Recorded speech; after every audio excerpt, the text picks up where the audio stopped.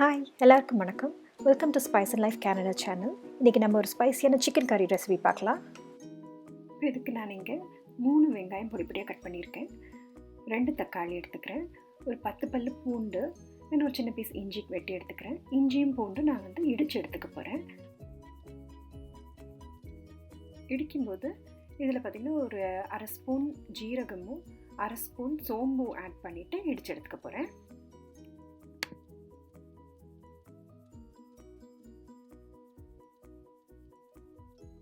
பாருங்க, இடித்து எடுத்தாச்சு. இப்போ நான் ஒரு பாத்திரம் சூடானே அதில் கோகனட் ஆயில் ஆட் பண்ணி அதில் பட்டை, கிராம்பு, ஒரு ஏலக்காய் போட்டு ஒரு பிரிஞ்சி இலையும் போட்டு தாளிச்சிக்கிறேன். கொஞ்சோண்டு கடுகு போட்டு தாளிச்சிக்கிறேன். இதில் இப்போ நம்ம வெட்டி வச்சுருக்க வெங்காயம் எல்லாம் ஆட் பண்ணி இப்படி ஃப்ரை பண்ண போகிறோம்.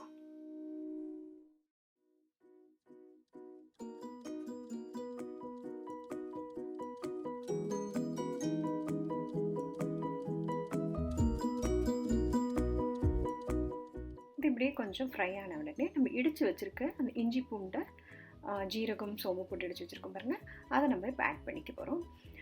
இதில் பார்த்திங்கன்னா நல்ல நம்ம ரெடிமேட் பேஸ்ட்டாகவும் யூஸ் பண்ணிக்கலாங்க. பட் ஆல்வேஸ் இஞ்சி பூண்டு எப்போல்லாம் நம்ம இடித்து போடுறோமோ அன்றைக்கி பார்த்திங்கன்னா நல்ல ஸ்மெல் கூட இருக்கும் உங்களுக்கு என்வியில். இப்போ நான் இதில் வெட்டி வச்சுருக்கேன் இந்த தக்காளியையும் ஆட் பண்ணிடுறேன். தக்காளி நல்லா கொஞ்சம் வதங்குற வரையிலும் வெயிட் பண்ணுவோம்.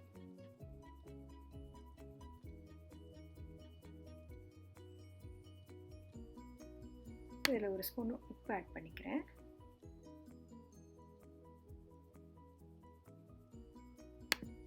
பாருங்கள், தக்காளி வெங்காயம்லாம் நல்லா மசிஞ்சு நல்லா உடஞ்சிருக்கு. இப்போ இதில் நம்ம மீட் கறி மசாலா ஆட் பண்ண போகிறோம். இதில் 2 ஸ்பூன் மீட் கறி மசாலா ஆட் பண்ணியிருக்கேன். இது மாதிரி இன்னும் கொஞ்சம் நல்லா ஸ்பைஸியாக வேணுன்றதுக்காக நான் இதில் சில்லி பவுடரும் ஆட் பண்ண போகிறேன். 2 ஸ்பூன் சில்லி பவுடரும் ஆட் பண்ணிக்கிறேன். ஆட் பண்ணிவிட்டு நல்லா வதக்கிக்கிறோம். நல்லா பச்சை ஸ்மெல் போகிற வரையிலும் வதக்கிட்டு இப்போ நம்ம வெட்டி க்ளீன் பண்ணி வச்சுருக்கு இந்த சிக்கன் பீசஸை இதில் ஆட் பண்ணி கொடுக்குறோம்.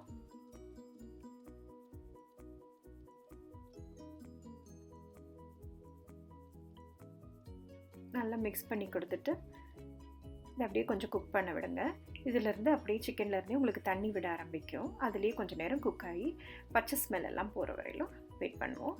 இப்போ ஓரளவு குக் ஆகிடுச்சு. இப்போ இதில் ஒரு டீஸ்பூன் கரம் மசாலா ஆட் பண்ணிக்கிறேன். இந்த மீட் கறி மசாலாலேயும் எல்லாம் இருக்குது, ஆனாலும் கொஞ்சம் எனக்கு ஸ்மெல்லு நல்லா கூட இருக்கணுன்றதுக்காக ஒரு ஸ்பூன் ஆட் பண்ணிக்கிறேன். இப்போ பார்த்திங்கன்னா எக்ஸ்ட்ராவாக தண்ணி விடுறேன். ஒரு 1.5 கப் தண்ணி இதில் ஆட் பண்ணிக்கிறேன். தேவையான அளவு நீங்கள் ஆட் பண்ணிக்கலாம். திக்காக வேணும்னா கம்மியாகவே ஆட் பண்ணிக்கலாம். இது எனக்கு நல்ல குழம்பு மாதிரி வரணுன்றதுக்காக 1.5 கப்ஸ் ஆட் பண்ணியிருக்கேன்.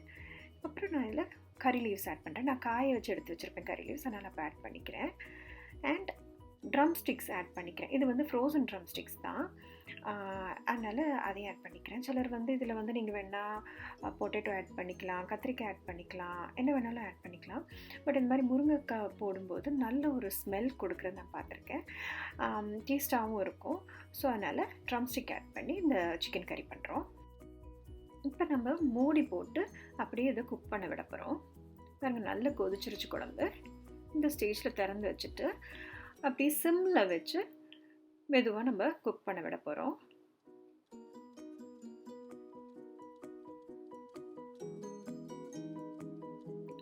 இப்போ இந்த ஸ்டேஜில் உப்பும் பார்த்துக்கிறேன்.